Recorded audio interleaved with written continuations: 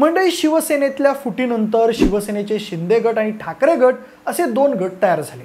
त्यामध्ये बहुतांश आमदार आणि खासदार हे एकनाथ शिंदे यांच्या सोबत असले तरी मूळ शिवसैनिकांच्या रूपात खरा जनाधार हा ठाकरेंसोबत असल्याचा दावा ठाकरे गटाकडून करण्यात येत होता।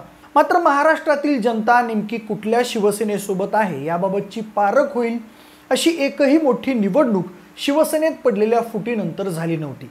मात्र आता लोकसभा निवडणुकीमध्ये अनेक मतदारसंघात शिंदेंची शिवसेना आणि शिवसेना उद्धव बाळासाहेब ठाकरे हे दोन्ही गट आमने सामने येणार आहेत। तसे 4 जून रोजी महाराष्ट्रात जनाधार शिंदेंच्या बाजूने आहे की ठाकरेंच्या बाजूने आहे याचा सोक्षमोक्ष लागणार आहे। दरम्यान या निवडणुकीसाठी दोन्ही गटांनी कंबर कसली आहे। एकीकडे शिंदेंच्या शिवसेनेमागे भाजपा आणि अजित पवार गटाची ताकद आहे, तर ठाकरे गटाच्या मागे काँग्रेस आणि शरद पवार गटाचं बळ आहे। मात्र शिंदेंसाठी आणखी एक जमेची बाब म्हणजे एकेकाळी शिवसेनेचं भावी नेतृत्व मानले जाणारे बाळासाहेब ठाकरेंचे पुतणे मनसे प्रमुख राज ठाकरे यांनी महायुतीला पाठिंबा दिला आहे। आता मनसेची ताकद राज्यव्यापी राहिली नसली तरी मुंबईसह आसपासच्या प्रदेशात अनेक मतदारसंघ असे आहेत जिथे शिंदे गटाला राज ठाकरेंचं बळ मिळाल्यास अटीतटीच्या लढतींमध्ये विजयाचं पारडं हे शिंदे गटाकडे झुकू शकतं। लोकसभा निवडणुकीत राज ठाकरेंची मनसे महायुतीला पाठिंबा देत असल्यानं शिंदे गट हा ठाकरे गटाला नेमकं कुठे कुठे भारी पडू शकतो त्या मतदारसंघांचा घेतलेला हा सविस्तर आढावा। नमस्कार मित्रांनो, मी प्रथमेश आणि तुम्हाला तर माहिती आहे आपला विषयच भारी आहे। म्हणजे महाराष्ट्रातील सध्याची राजकीय परिस्थिती आणि आतापर्यंत झालेल्या मतदानाचा कल पाहता राज्यात सत्ताधारी महायुती आणि विरोधक असलेल्या महाविकास आघाडीमध्ये अटीतटीची लढत होण्याची शक्यता आहे। अशा परिस्थितीत 45 पेक्षा अधिक जागा जिंकण्याचं लक्ष्य समोर ठेवलेल्या महायुतीला उर्वरित टप्प्यात होणाऱ्या मतदानामध्ये अधिकाधिक जोर लावावा लागणार आहे। त्यात पुढच्या टप्प्यांमध्ये मुंबई, नाशिक, पुणे अशा शहरी भागात अधिकाधिक मतदान होणार असल्यानं तिथे राज ठाकरे आणि त्यांच्या मनसेची भूमिका महत्त्वाची ठरू शकते असं बोललं जात आहे। दरम्यान मनसेची साथ मिळाल्यानं शिंदे गटाला काहीसा दिलासा मिळेल असा पहिला मतदारसंघ म्हणजे मुंबई दक्षिण। महायुतीमध्ये खूप कात्याकूट झाल्यावर हा मतदारसंघ शिवसेना शिंदे गटाला मिळाला आहे। तसेच शिंदे गटाने इथून आमदार यामिनी जाधव यांना उमेदवारी दिली आहे। त्यांच्यासमोर विद्यमान खासदार अरविंद सावंत यांचं आव्हान असणार आहे। या मतदारसंघात भाजपाचे 2 तर शिंदे गटाचा 1 आमदार आहे, तर ठाकरे गटाचे 2 आणि काँग्रेसचा 1 आमदार आहे। म्हणजेच येथील पक्षीय बलाबल जवळपास समसमान आहे। मात्र या मतदारसंघात मराठी मतदारांचं प्रमाण लक्षणीय असल्यानं येथे मनसेची भूमिका ही महत्त्वाची ठरू शकते। विशेषतः महायुती आणि शिंदे गटाची महाराष्ट्रद्रोही अशी ठाकरे गटानं तयार केलेली प्रतिमा खोडून काढण्यासाठी मनसेची साथ उपयुक्त ठरू शकते। एकीकडे राज ठाकरेंच्या आव्हानामुळे काही मतदार हा महायुतीकडे वळू शकतो असं बोललं जात आहे। तसेच मागच्या विधानसभा निवडणुकीत मनसेला या मतदारसंघात मिळून जवळपास 41,000 मतं मिळाली होती। हा आकडा लोकसभा निवडणुकीमध्ये फार मोठा नसला तरी सध्याची परिस्थिती पाहता ही 41,000 मतं शिंदे गटाकडे वळाल्यास अटीतटीच्या लढतीत त्याचा खूप फायदा होऊ शकतो। मनसेमुळे ठाकरे गटासोबतच्या लढाईत शिंदे गटाला फायदा होऊ शकतो असा दुसरा मतदारसंघ म्हणजे मुंबई दक्षिण मध्य। या मतदारसंघामध्ये शिवसेना शिंदे गटाचे विद्यमान खासदार राहुल शेवाळे यांच्या समोर ठाकरे गटाचे अनिल देसाई यांचं आव्हान आहे। या मतदारसंघातील पक्षीय बलाबल पाहिल्यास येथे भाजपाचे 2 आणि शिंदे गटाचा 1 आमदार आहे, तर काँग्रेस, ठाकरे गट आणि शरद पवार गट यांचा प्रत्येकी 1 आमदार आहे। त्यामुळे लढाई अटीतटीची आहे। या मतदारसंघांचं वैशिष्ट्य म्हणजे मनसे प्रमुख राज ठाकरे यांचं निवासस्थान असलेला दादर हा भाग याच मतदारसंघात येतो। मात्र या भागात ठाकरे गटाची ताकद ही बऱ्यापैकी आहे। तसेच धारावी आणि अणुशक्ती नगर या मतदारसंघातून मित्रपक्ष त्यांना चांगली आघाडी मिळवून देऊ शकतात।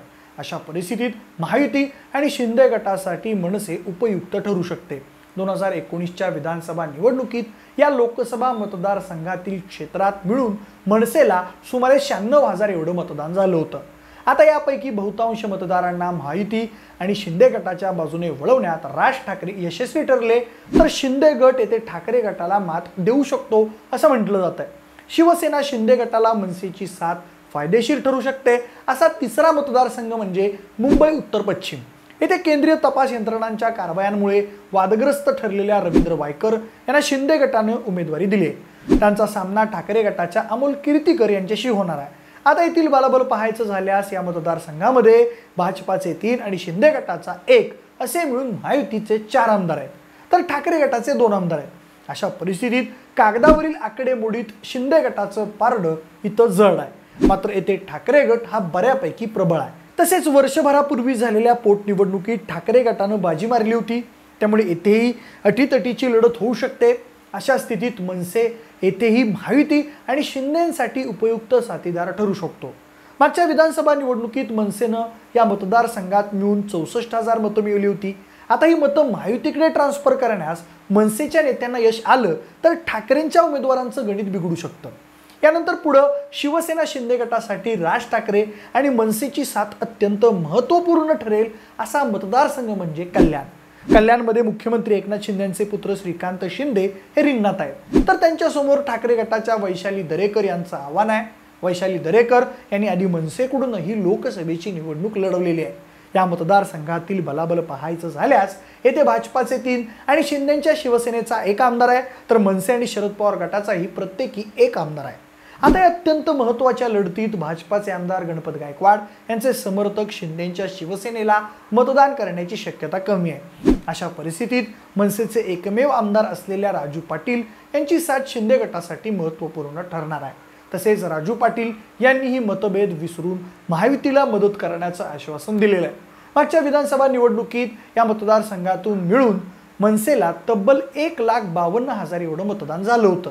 आता राज ठाकरे यांनी केलेल्या आव्हानाला मान देत या मतदारांनी श्रीकांत शिंदेंच्या पारड्यात आपलं मत टाकलं तर श्रीकांत शिंदेंच्यासाठी लढाई बऱ्यापैकी सोपी होण्याची शक्यता आहे।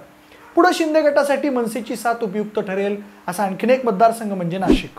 नाशिकमध्ये शिवसेना शिंदे गटाने अनेक घडामोडीनंतर पुन्हा एकदा हेमंत गोडसे यांनाच उमेदवारी दिली आहे। हेमंत गोडसे यांच्या समोर ठाकरे गटाच्या राजाभाऊ वाजे यांचं मुख्य आव्हान असणार आहे। त्याशिवाय विजय करंजकर आणि शांतिगिरी महाराज यांनी निवडणूक लढवण्याचे संकेत दिले आहेत, त्यामुळे नाशिकमध्ये बहुरंगी लढत होण्याची शक्यता आहे।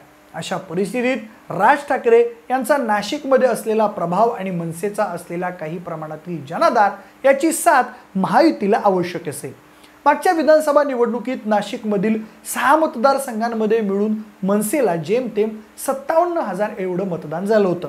मात्र आत्ताची नाशिकमधील परिस्थिती पाहता येथे मनसेनं शिंदे गटाला साथ देऊन ही मतं हेमंत गोडसे यांच्याकडे वळवल्यास त्याचा महायुतीला फायदा होऊन ही मतं निर्णायक ठरू शकतात असं बोललं जात आहे। त्याशिवाय आणखी एक असा मतदारसंघ आहे जिथे मतांची अतिरिक्त बेगमी करण्यासाठी शिंदे गटाला मनसे उपयुक्त ठरू शकते। तो मतदारसंघ म्हणजे ठाणे। मुख्यमंत्र्यांचं निवासस्थान असलेला हा मतदारसंघ शिंदे गटाने आपल्यासाठी प्रतिष्ठेचा केला होता। ठाण्याची जागा मिळाल्यानंतर शिंदे गटाकडून एकनाथ शिंदेंचे विश्वासू नरेश म्हस्के यांना येथून उमेदवारी देण्यात आली आहे। मात्र म्हस्केंच्या उमेदवारीवरून भाजपामध्ये नाराजी आहे। अशा परिस्थितीत संभाव्य दगाफटका टाळण्यासाठी शिंदे गटाला मनसेची आवश्यकता भासू शकते। या मतदारसंघात भाजपाचे 4 तर शिंदे गटाचे 2 आमदार असं बलाबल आहे। मात्र असं असलं तरीही सहानुभूतीच्या लाटेमुळे ठाकरे गटाचे उमेदवार राजन विचारे यांच्यासाठी ही लढाई सोपी असल्याचं बोललं जात आहे। मात्र महायुतीतील अंतर्गत धुसफूस शिंदे गटाच्या उमेदवाराचा घात करू शकते। ठाणे लोकसभा मतदारसंघामध्ये 2019च्या विधानसभा निवडणुकीवेळी मनसेला तब्बल 1,69,000 मतं मिळाली होती। आता मनसेची मतं लोकसभा निवडणुकीमध्ये शिंदे गटाकडे वळली तर ठाण्याचा गड राखण्याची लढाई शिंदे गटासाठी निश्चितपणे सोपी होणार आहे। आता राज ठाकरे आणि त्यांच्या मनसेची साथ शिंदे गटाला खरोखरच उपयुक्त ठरणार का? राज ठाकरेंच्या आव्हानानंतर मनसे सैनिक शिंदे गटाला मदत करतील का? तसंच संबंधित जागांवर शिंदे प्लस मनसे युतीमुळे ठाकरे गटाला खरोखरच फटका बसणार का? याबाबत तुम्हाला काय वाटतं हे तुम्ही आम्हाला कमेंट्सच्या माध्यमातून नक्की कळवा। जर हा व्हिडिओ आवडला असेल तर लाईक आणि शेअर करा। बाकी तुम्ही आपले ग्राउंड रिपोर्ट्सचे व्हिडिओज डेली पाहताय ना? जर नसाल तर लागलीच जावा आणि जाणून घ्या तुमच्या मतदारसंघात नक्की कोणाची हवा आहे। सोबतच आपल्या विशेष बारी या यूट्यूब चॅनललाही सबस्क्राईब करायला विसरू नका। धन्यवाद।